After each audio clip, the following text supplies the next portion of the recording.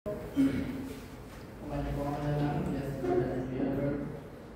Maraming salamat po, Lord God, sa mga po, Lord God. Naman bagong umaga, Lord God, ibigay po, Lord God, sa aming po mga buhay, Lord God. Lord, tinataas ko po, Lord God, umagang ito, Lord God, sa akin pong pagpipreach, Lord God. Yes, Lord, inaamin ko po, Lord God, na hindi ko po kaya, Lord God. But Lord, I believe po, Lord God, na tutulungan niyo po ako, Lord God. Holy Spirit, I acknowledge you in this presence, O Lord God. Lord, mangilos, O Lord God, sa lugar ito, O Lord God. Lord, huwag niyo po kaming hayaan, O Lord God. Magsimula, O Lord God, ang hindi nararanasan, O Lord God, ang inyong banal na presensya, O Lord God, in the name of Jesus, O Lord God. Lord, I apply your most precious blood sa lugar ito, O Lord God, na walang makakapasok, O Lord God, nakaaway, O Lord God. I bind and I cancel the spirit of lying in the name of Jesus, O Lord God, the spirit of unforgiveness in the name of Jesus, the spirit of unlove in the name of Jesus, O Lord God, the spirit of hatred in the name of Jesus, O Lord God. Maraming Diyos, maraming salamat po, O Lord God, sa pagkakataon pong ito, O Lord God, na to preach your gospel, O Lord God. Lord, naniniwala po ako, Lord God, sasamahan niyo po ako, Lord God, sa umaga po ito, Lord God. Lord, maraming salamat po, O Lord God, sa biyaya po, Lord God, patuloy niyo pong ipinaparanas po, Lord God, sa aming mga buhay, O Lord God. We thank you, O Lord God, sa company, O Lord God, na patuloy niyo pong binabless, O Lord God, upang maging daluyan po kami, O Lord God, ng inyong pagpapala, O Lord God. Lord, patawad po, O Lord God, sa mga nagawa po namin kasalanan, O Lord God, sa isip, sa salita, sa gawa, O Lord God.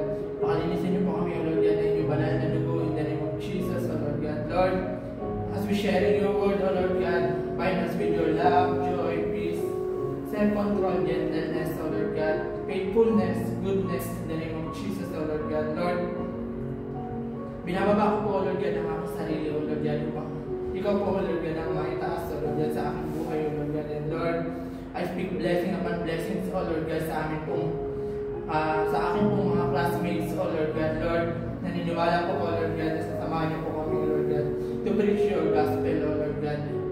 And ngayon pa lamang po, O Lord God, inakin ko po, O Lord God, ang tagumpayan, O Lord God, ng gawain ito, O Lord God. Lord, huwag niyo po akong hayaan, O Lord God, na magsimula, O Lord God, ang hindi ko naranasan, O Lord God, ang iba na presensya, O Lord God, in the name of Jesus, O Lord God. Lord, buksan niyo po lamang ang aming mga puso at isipan, O Lord God. Dalangin niyo po, O Lord God, na ano mga sagabal, O Lord God, na mga nagpapabigat, O Lord God, sa amin pong paglakad, O Lord God, sa inyo po. Naniniwala po, O Lord God, na tutulungan niyo po kami. Ikaw po, O Lord God, na magbibigay ng panibagong kalakasan, O Lord God, sa aming po mga buhay in the name of Jesus. Lord, maraming salamat po, Lord God, sa mga kasamang dalangin na may papuri, pasasalamat at pagsamba sa pangalan ni Jesus at sa gabay ng banal na Espiritu. In Jesus' name, Amen. And best afternoon po, classmates. So, we will proceed po sa ating pong napiling topic na pinamagatan pong ang pananalangin po. So, lesson 12 po siya. So, lesson 12 po is yung ang pakikipag-ugnayan sa Diyos. So, our interaction to our Lord Jesus Christ. So, yun nga na kung paano tayo, dito sa topic na to is kung paano tayo nanalangin, kung paano tayo natutong nag-pray po, di ba po? So, in scriptures po, so matatagpuan po siya sa Efeso 3:14 to 19. Basahin po ba? So, sabi po dito, dahil dito, ako'y lumulubog sa harapan ng Ama, na mula sa kanya ay nagkakaroon ng pangalan ang bawat sambahayan sa langit at sa lupa. Idinadalangin kong sa pamamagitan ng kanyang Espiritu ay palalakasin niya ang inyong buhay espiritual ayon sa kanyang kayamanan at kadakilaan. Verse 17, naway manatili si Kristo sa inyong mga puso sa pamamagitan ng inyong pananalig. Dalangin ko na ang pag-ibig ang maging ugat at pundasyon sa lahat ng inyong gawain. Verse 18, upang inyong lubos na maunawaan kasama ng mga hinirang ng Diyos kung gaano kalawak, kahaba, kataas at kalalim ang kanyang pag-ibig. At naway maunawaan ninyo ang pag-ibig ni Kristo na hindi kayang abutin ng pag-iisip. At sa gayon, mapuspos kayo ng buong katangian ng Diyos. So, ang Lord po ang mapala po ng kanyang salita. In my objectives, number 1 po is upang malaman kung ano at bakit dapat na manalangin. So, number 2 is upang malaman ang kahalagahan ng ating relasyon sa Diyos. Number 3, upang matiyak na maging ganap na epektibo ang panalangin. So, makipag-usap ka, umawit ka sa Diyos. Magpuri ka o magpasalamat ka sa Kanya. Ang mga ito ay iba't ibang anyo ng pananalangin. Subalit ang mahalaga sa lahat, ito ay ginagawa natin dahil mayroon tayong buhay na pakikipagrelasyon sa Diyos na buhay. So, ayun nga po na, di ba, tayo in our daily life naman po, di ba, dito, nung tayo nagsimula tayong lumakad sa Panginoon, natutunan natin simula, syempre, mag-pray, lumapit kay Lord. Dati hindi tayo marunong manalangin, di ba po? Aminin po natin sa hindi po talaga tayo marunong manalangin. So, salamat po sa Lord kasi sa ating pong paglakad dito, natuto tayong manalangin at saka natuto tayo na ibig ko sabihin is hindi tayo yung pumupunta lang sa church is nang dahil para sa kaibigan natin o para sa kung sino yung mga taong malalapit sa atin. Kundi napunta po tayo dito is para po sa ating Panginoong Diyos, di ba po? So sabi po sa John 14, sige po. Kung titignan po natin dito po sa ano po ito, sa larawan pong ito is andito po yung warrior. Yung dati pagka may mga pagsubok po tayong dinaranas, di ba? Dati kasi nung nasa worldly tayo, manginginom, bisyo, gala dito, gala doon. So from warrior na ngayon na lumalakad na po tayo sa Panginoon, we are called as a warrior na po. So kung sa amin tayo na yung mga mandirigma po ng ating Panginoong Jesus po, di ba po? So yun na po, yung example is yung tayo balisa tayo dati, hindi natin alam kung ano yung gagawin natin. Pag may problema tayo, yung tinatawagan po natin is yung mga kaibigan po natin, di ba po? Pero salamat sa Lord kasi nung tayo natutong magbasa, buksan yung Bible natin, di ba? Dito tayo natuto nangusap sa ating Panginoon, di ba po, na dati problema natin, tawag lang tayo kung kanino, lapit lang tayo sa mga kaibigan natin, ayain natin sila, tara, labas tayo, gala tayo, di ba po? So this is the sample po ng nung mga panahon na tayo mga worldly pa po, di ba? So yun na. So are you feeling, di ba, naranasan po natin to nung tayo mga worldly pa po, di ba? Yun na, yung pagiging broken hearted, we feel unloved, we feel hate by the people surround us, di ba po, na dati ganun yung mindset natin nung di ba tayo malapit sa Panginoon, di ba, parang iniisip natin walang nagmamahal sa atin, na walang pumapansin sa atin, di ba? So ganun po yung nararanasan natin yung mga panahon na hindi pa tayo nakakalapit po sa Panginoon po, di ba po? So be a warrior, not a warrior, di ba po, sabi nga. So sabi po sa Matthew 6:34, kaya nga huwag ninyong dalahin alalahanin ang bukas, sapagkat ang bukas ang mag-aalala sa sarili niya, sapat na ang inyong mga suliranin sa bawat araw. So yun nga po, di ba, na pagka may problema tayo, minimeditate natin yun, iniisip natin kung paano natin susolusyonan yung problema natin, di ba po? Ako magbibigay na po ako ng sample nung mga panahon po na yung nanay ko is nag-dialysis po. Just want to share po na short testimony lang po kasi hindi din po naging madali yung sitwasyon po nung mga panahon na yung nanay ko is nag-dialysis po. Kasi that time po nasa Oman po ako, 2018 kung hindi po ako nagkakamali. And then, nung time na yun po kasi yung pangarap ko talaga is makapunta din ng ibang bansa. Kasi pangarap ko po talaga makapag-migrate sa isang bansa. Which is, alam ko yun ng nanay ko, sabi ko gusto kong makapunta sa ganitong bansa kasi gusto kong kunin yung mga kapatid ko. Kumbaga sana ganun yung laging mindset ko. And then suddenly, ang nangyari is, yung nanay ko is diabetic po kasi siya since 33 years old po yata siya, kung hindi po ako nagkakamali. So po, from 33 years old, nagsasuffer po siya sa diabetes na sakit po niya, nauwi po siya sa pagda-dialysis po, which is noong taong 2018 po. So that time po, share ko lang na dati nakapag-down payment po ako, humanap po ako ng agency na papunta sa Australia. And then, nakapagbayad na po talaga ako. So yung agency ko po is nasa Dubai po. Na-share ko po yun sa sa nanay ko kasi sabi ko, gusto ko mag-start, gusto kong subukan. Plano ko po nun is mag-student visa po ako. And then suddenly nakapagbayad na ako hanggang sa dumating yung point na nakapag-IELTS na rin po ako. Nasa auman na po ako nun. Nung nakapagbayad na po ako nun kasi hindi din naman po kasi ganun kanila yung kumuha ng pera ng time na yun, financial. Kasi ako lang din naman po yung susupport sa sarili ko po. And then along the way, nung nagpa-process na ako, nakapag-IELTS na rin ako, na-meet ko naman po yung band score na hinihingi po nila para sa requirements doon bilang student visa sa Australia. And then dumating nga yung time na 2019 natapos yung kontrata ko sa Oman. And then pumutok po yung tawag dito, yung pandemic po, yung lockdown po, totally lockdown. Umuwi po ako is December 2019, which is yun talaga yung kasagsagan ng pandemic. And then by January, sabi ko target ko, gusto ko makapag-seaman.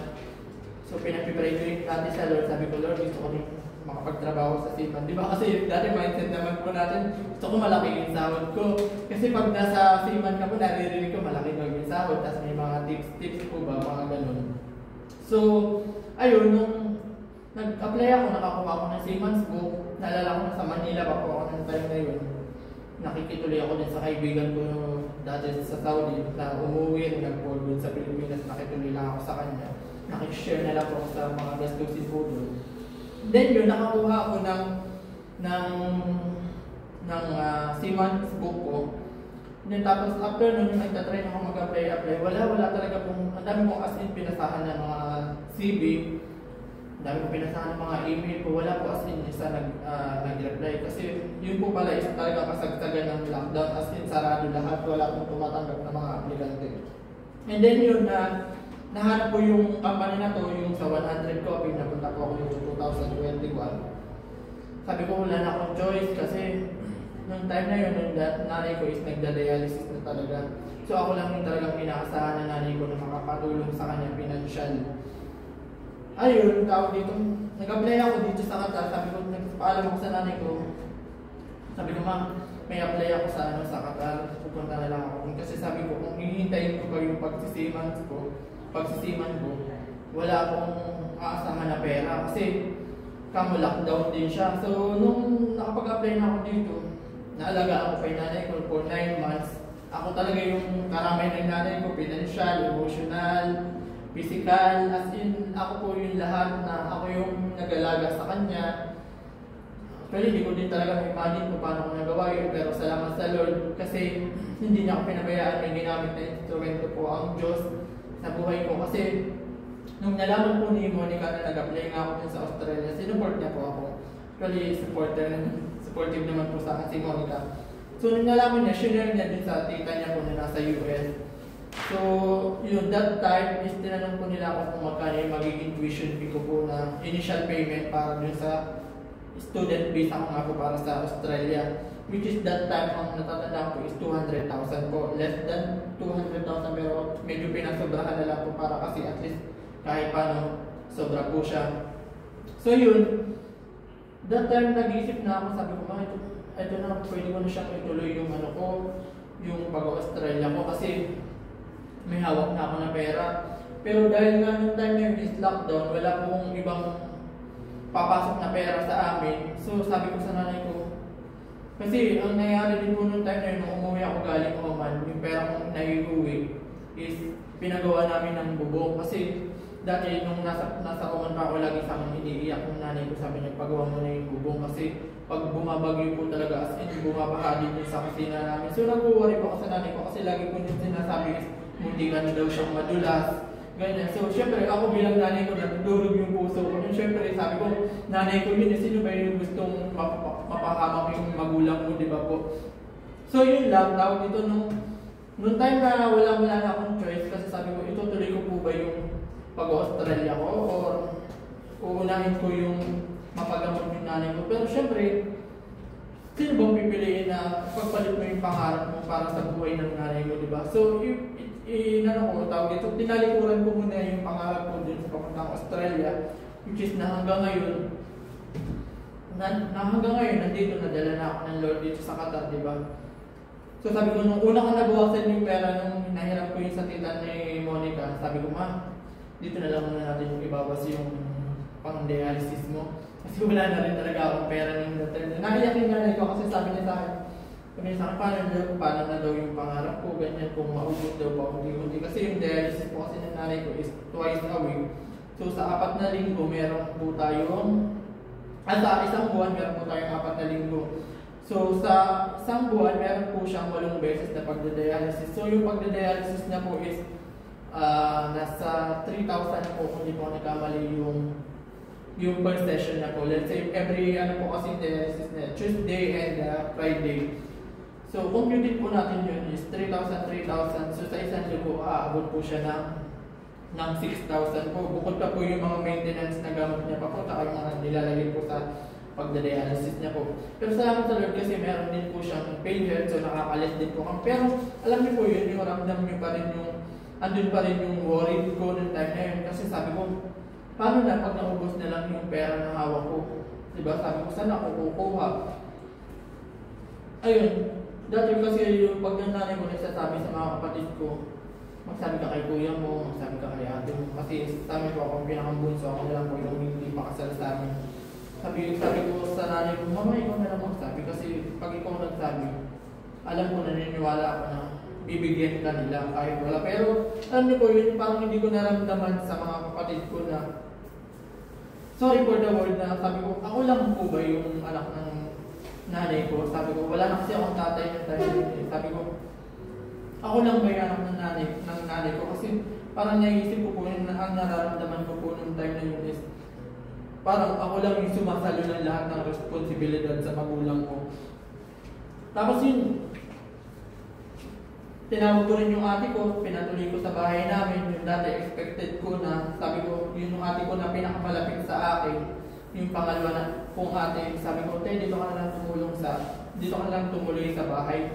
Kasi sabi ko, para at least may katulong din ko ako sa pag-aalaga sa nanay ko, sa pag-aasikaso. So ayun, tumuloy siya, kasama yung anak niya, kasama yung bayaw ko. Hindi ko in-expect na ganun pala na pagka yung isang kapatid ko is pamilyado na. I'm not saying na lahat naman po, na lahat po is ganun. Pero ang naramdaman ko po is, sabi ko, imbit na tulungan niya po ako, hindi. Kasi sabi ko sa kanya, ang gawin natin ganito, magtinda tayo. Nagtinda kami ng hot cake, nagtinda kami ng palamig, halo-halo, mga ganun. Kasi sabi ko, kasi wala na po sa amin perang papasok, kundi lahat papalabas na. Kumbaga sa kahit paano pag nagtinda kami ng hot cake, halo-halo, kahit paano may papasok po, di ba? Sabi ko, doon ko naranasan, tapos pag may kailangan yung nanay ko, sasabihin ng nanay ko sa kanya, ipag-ilabang mo ko, ipag-luto mo ko, hindi niya po ginagawa. Nandun yung, sabi ko, bakit parang ako lang? Tapos yun, nalapunta na ako dito sa Qatar, nakapagtrabaho sa 100 Coffee. Tinawag ng Lord na nakapunta po dito sa Qatar, dito sa Lorimi, kasi lagi ko pong hinahanap nun is church.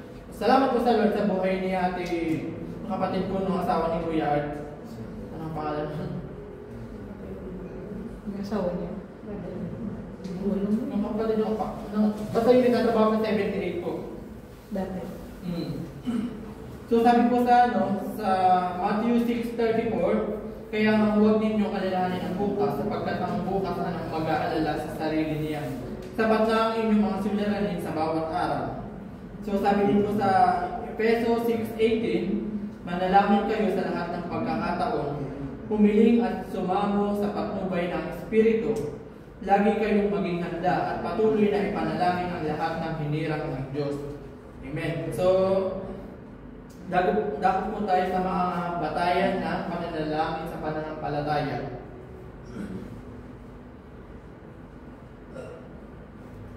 Mga batayan. So, number 1 po is yung kailangan ng iyong kaugnayan sa Diyos batay sa tipanan. So, sabi po sa sa 1 John 3:22, tinatanggap natin ang anumang ating hiningin sa Kanya dahil sinusunod natin ang Kanyang mga utos at ginagawa ang nakalulugod sa Kanya. Sa Hebrews 4:16, kaya't huwag tayong magkatubiling lumapit sa trono ng mahabaging Diyos upang makamtan natin ang habag at pagpapala na tutulong sa atin sa panahon ng pangangailangan. So yun yan, to obey is better than sacrifice. So kung makikita po natin sa larawan is the fear of the Lord is the beginning of knowledge, but fools despise wisdom and instruction. Sabi nga po sa Proverbs 1:17, My son, if you accept my words and store up my commands within you, turning your ear to wisdom and applying your heart to understanding, indeed, if you call out for insight and cry aloud for understanding, and if you look for it as for silver and search for it as for hidden treasure, then you will understand the fear of the Lord and the fear of the knowledge of God. For the Lord gives wisdom, from His mouth come knowledge and understanding. Sabi nga po sa Proverbs 2:1-6. So yun nga po, nasa pagsunod po natin sa Panginoon is hindi po ganun hindi po madali, di ba po? Andyan po yung aliwat kanan na pagsubok, di ba? Kung titingin talaga tayo sa tao, talagang madadapa po tayo. Which is hanggang ngayon nararanasan ko po yun. Na sabi ko nga, nandun ako sa moment na sabi ko gusto ko na huminto, gusto ko na magpahinga. Kasi sabi ko, kung titingin lang talaga ako sa tao. Pero salamat sa Lord kasi pag si Lord din nangingilos di ba? Kasi pag ako nawawala na ako, pag nalalamig na talaga ako, minsan hindi na po talaga ako nagdi-devotion. Kasi sa sarili ko, kahit ultimo po yung pagdideclaration sa umaga na dati, araw-araw ko po yung ginagawa ngayon, nagiging battle ko po yun kasi pag busy na rin ako sa trabaho, tapos araw-araw yung gawain, nisip ko wala na akong oras, sabi ko, minsan nasa isip ko na lang, sige na, makapag-declaration na ako kagabi. Parang ganun na lang, which is, ang declaration po kasi talaga is powerful talaga kasi every morning yun yung pagkagising natin na pag nag-declaration na tayo, andun na yung kaligtasan natin, di ba? At saka yung protection ng Lord talaga nasa atin na. So sabi po sa Romans 5:2, sa pamamagitan ng pagsampalataya kay Jesucristo, tinamasa natin ang kagandahang loob ng Diyos at tayo nagagalak dahil sa pag-asang tayo'y makakabahagi sa Kanyang kalwalhatian. So di ba po yun nga na pag tayo is tinawag na ng Lord, kapag tayo anak na ng Lord, andun na yung andun na yung authority, lahat ibinigay na sa atin ng Lord, di ba? So yes. Number 2 po is yung kailangan ng pananampalatayang walang limitasyon. So sabi ko sa mga Hebreo 11:6, hindi maaaring kalugdan ng Diyos ang walang pananampalataya sa Kanya, sapagkat ang sino ang lumalapit sa Diyos ay dapat sumampalatayang may Diyos at Siya ang nagbibigay ng gantimpala sa mga humahanap sa Kanya. So yun nga na hindi natin pwedeng kalugdan ng Lord na tayo bilang lumalakad sa Lord is may ginagawa pa rin tayo mali. Aminin natin sa hindi na ngayon sa paglakad natin sa Panginoon, hindi naman tayo sabi mong kaya tayo nag-charge is malinis na tayo, di ba? Di ba sabi nga, day by day, we are on process na araw-araw is babaguhin po tayo ng Lord, di ba po? So sabi po sa Santiago 1:6-8, subalit, ang humihingi ay dapat magtiwala sa Diyos at huwag mag-alinlangan sapagkat ang nag-aalinlangan ay parang alon sa dagat na tinataboy ng hangin at kahit saan. Verse 7, huwag pumasang tatanggap ng anuman mula sa Panginoon ng taong pabago-bago ang isip at di alam kung ano ang talaga ang nais niya. So yun na, let's say tayo is may dinadalangin tayo sa Lord, di ba? Na tawag dito yun, share din yung pastoral ng nakaraan na pag tayo is nagpe-pray is being specific po tayo. So maging sensitive po tayo sa prayer natin na kasi pag nagpe-pray tayo, Lord, pahingi, pahingi. Minsan hindi na si Lord nagiging Panginoon, Panginoon na lang talaga si Lord kasi more pahingi-hingi na lang tayo kay Lord, di ba po? So yun nga, kapag nag-pray tayo, let's say, sabihin natin na, Lord, gusto ko pong maging pastor, pero hindi po. Huwag ko muna kayo. So, sample ko lang po is gano'n na, halimbawa, sabihin natin na, Lord, gusto ko pong maging manager. Pero ang ina-apply mo, hindi mo alam kasi hindi ka naman naglalagay sa CV mo ng position kung ano yung ina-apply mo. Di ba? Ganun naman pag nagbasa po tayo ng CV, minsan nandun na yung intention natin kung ano ba yung position na applyan po natin, di ba? So, ganun din po sa Panginoon. Kapag nanalangin tayo sa Lord, be specific tayo. Sabihin po natin na, sige, Lord, gusto ko pong maging manager. Pag-pray natin yun, and I believe naman po na kapag yung prayer natin is sinabayan po natin ng fasting, napaka-effective po nito. Kasi nangyari na po yun sa akin, dati ganun din yung ginawa ko.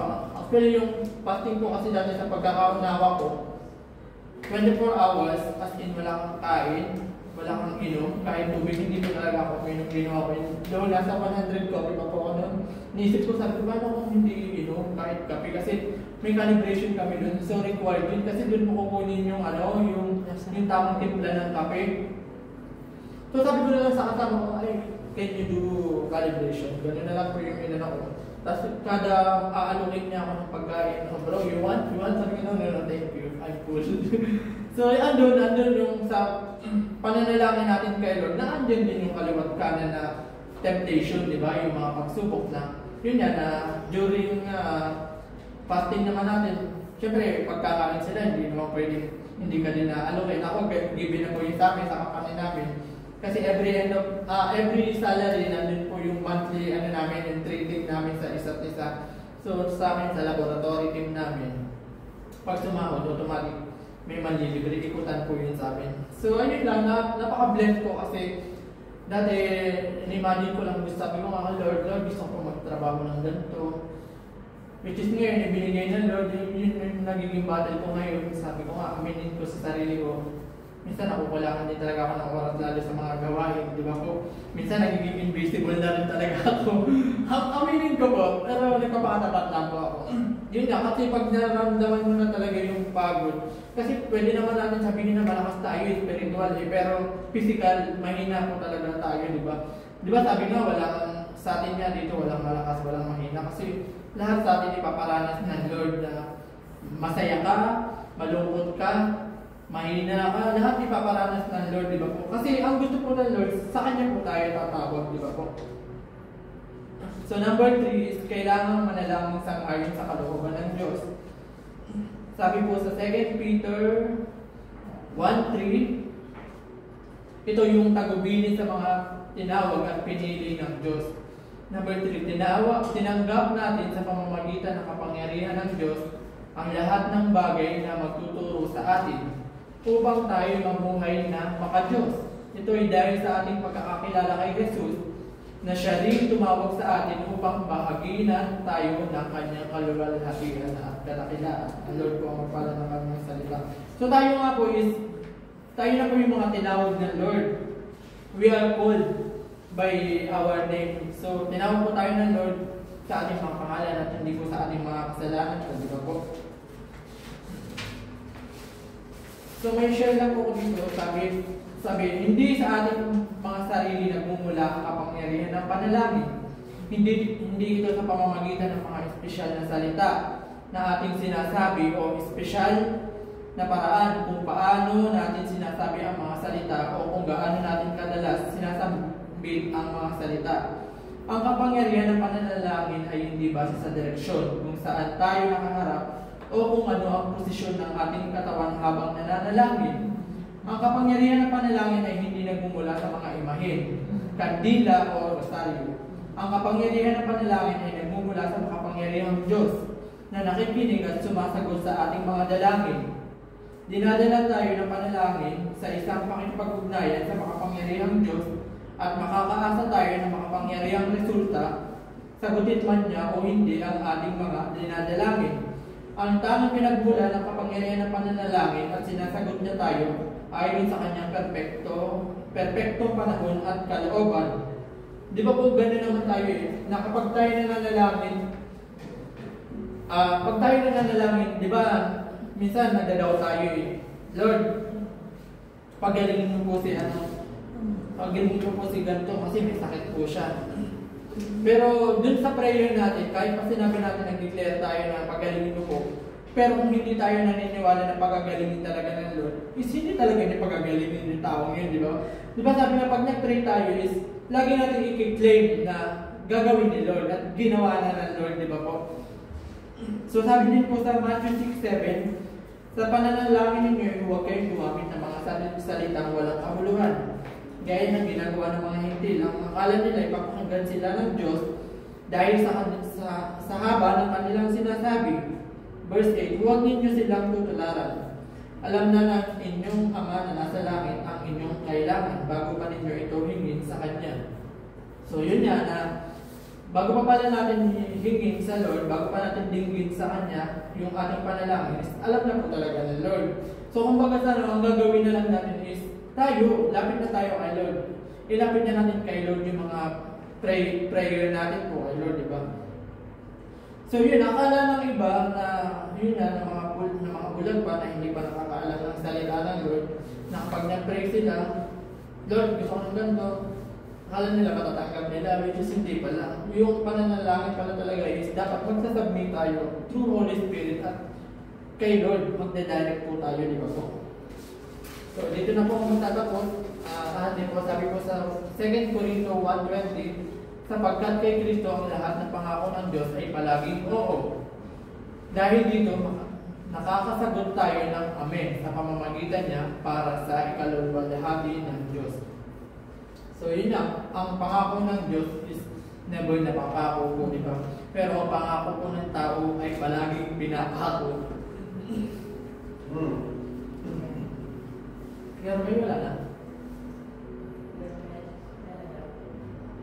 So in my conclusion po, bilang isang anak ng Diyos, ang pananalangin ay katulad ng pakikipag-usap sa inyong sariling magulang. Araw-araw, kung ikaw ay nananalangin ng may pananampalataya, hindi ka maaaring mamuhay sa pag-aalinlangan. Walang bagay na hindi kayang abutin ng panalangin, maliban sa mga bagay na nalihis sa kalooban ng Diyos. So, yun nga na pag tayo nananalangin, di ba, is kagaya din ng, ang pananalangin po is para kagaya lang din ng sa pag-approach natin sa pamilya natin, let's say sa mama, sa tatay natin, di ba, na tayo, di ba, pag may kailangan tayo, lapit tayo, mapa, gusto ko ng ganito, ganito, which is, yun pala yung tamang pananalangin na may uugnay sa Diyos, di ba po, which is, tayo kasi is direct tayo nagpipray sa ating Diyos Ama, di ba? Which is ang Diyos ng mga Diyos at Hari ng mga Hari, di ba po? So, yun lang po, dun po ako nagtatapos po. So, can we stand up po? And then, let's pray po.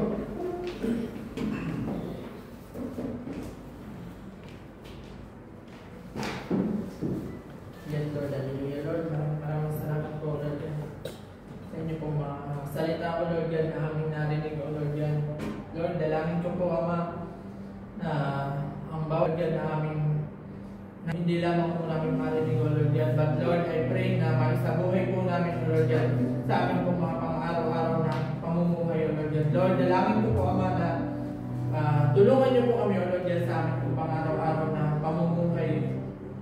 Lord, tinataas ko po, Lord, yan, ang aming pumamahal sa buhay, O Lord, yan, sa Pilipinas, O Lord, yan. Lord, dalangin po namin, O Lord, yan, na huwag niyo po silang pagkukulangin.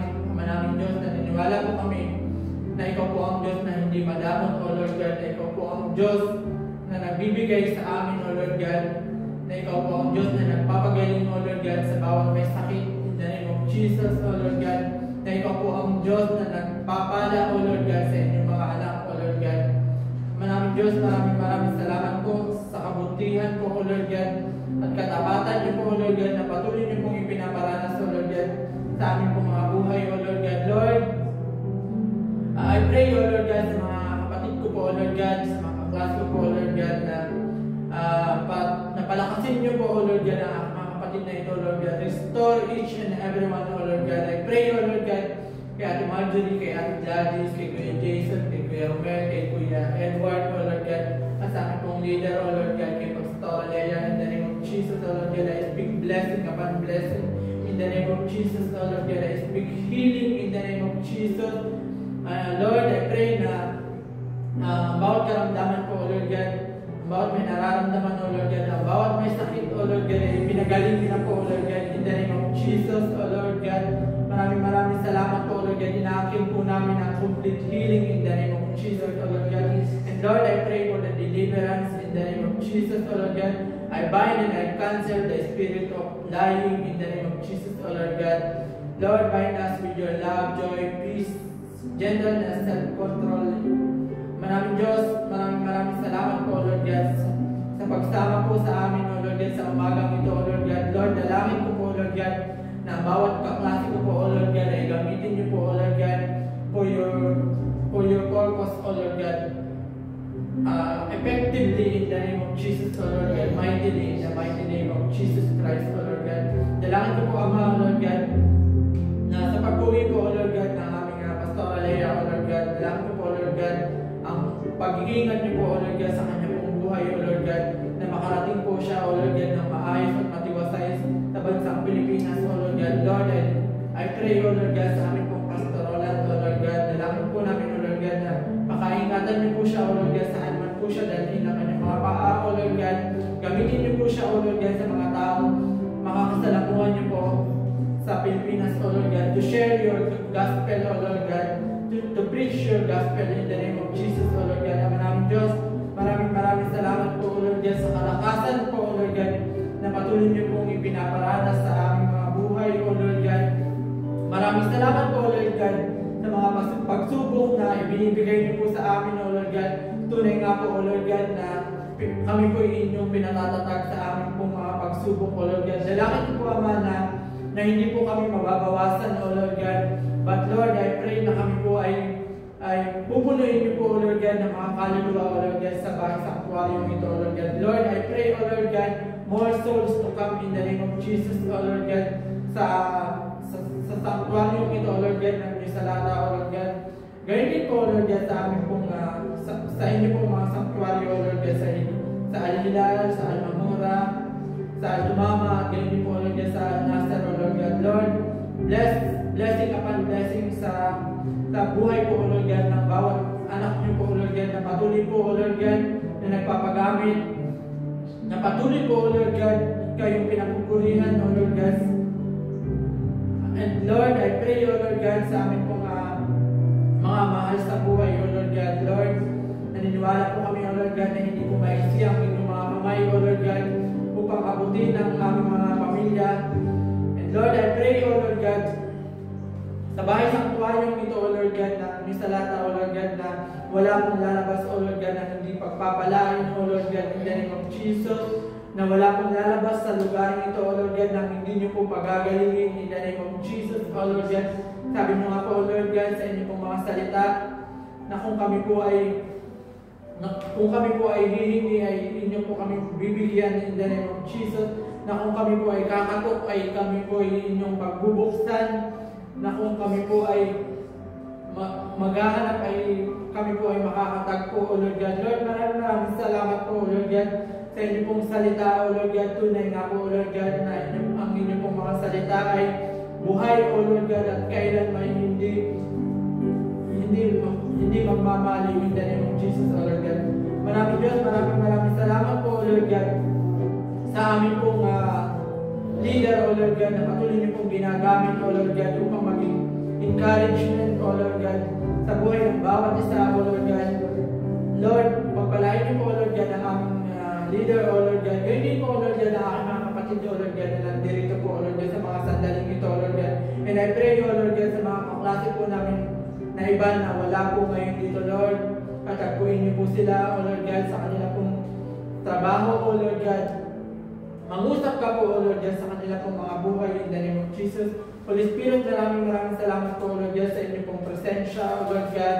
And Lord, we thank you, O Lord God, for the fellowship, O Lord God. We thank you, O Lord God, for the family na pinagkaloob niyo po sa amin, O Lord God. We thank you, O Lord God, for the VIPs, O Lord God, na patuloy niyo pong dinadako, O Lord God, sa lugar ito, O Lord God. Lord, tuloy nga po, O Lord God, na ikaw po ay mabuti at buhay na Diyos sa aming mga buhay, O Lord God. Lord, maraming salamat po, O Lord God, sa pag-iingat po, O Lord God. I pray, O Lord God, na sa pansamantala po namin pag-iwahiwalay ay pakaingatan niyo po, O Lord God, ang bawat isa, O Lord God. Restore each and every one of us, O Lord God. Ikaw po, O Lord God, na magbalik ng kalakasan sa mga kapatid ko po, O Lord God, na nanghihina, O Lord God, in the name of Jesus. Maraming salamat po, O Lord God. And Lord, maraming salamat po, O Lord God, sa mga sandaling ito, O Lord God, na nandito po ako, Lord God, sa unahan niyo po, O Lord God. Lord, hindi ko po alam. Namin ko po, O Lord God, na ako po'y mahina, O Lord God, na ako po'y natatakot, Lord. But, Lord, salamat po, O Lord God, sa inyo pong pagsama, O Lord God. Lord, tulungan niyo po ako, O Lord God. Tulungan niyo po kami, O Lord God, na makapag-share, O Lord God, ng inyo pong magandang balita, O Lord God, ng inyo pong mga salita, O Lord God, sa labas po, O Lord God, na may share po namin, O Lord God, sa mga tao, makakasalamuhan po namin, O Lord God. Give us wisdom, knowledge, and understanding, O Lord God, sa pang-araw-araw po namin pamumuhay. Maraming salamat po, Lord God, sa buhay ng bawat isa, Lord.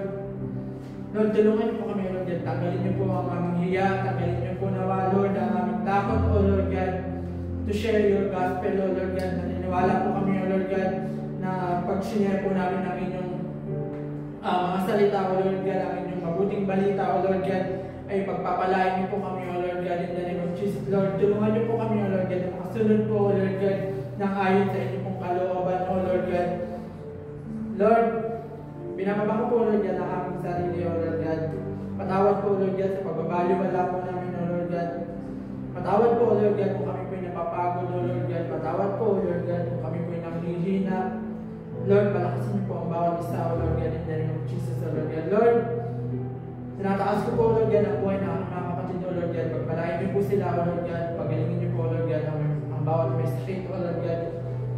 Palakasin niyo po, Lord God, ang bawat isa, O Lord God, upang maging encouragement po kami, O Lord God, sa mga bago pang kaluluwa, O Lord God, na ipapadala niyo po sa lugar nito, O Lord God. Lord, we lift up to you our company, O Lord God, our life, O Lord God, our financial, O Lord God, in the name of Jesus, O Lord God. Naniniwala po kami, O Lord God, na ikaw po ang mag-provide, O Lord God, ng aming lahat ng pangangailangan, O Lord God, according to your purpose and richness, O Lord God.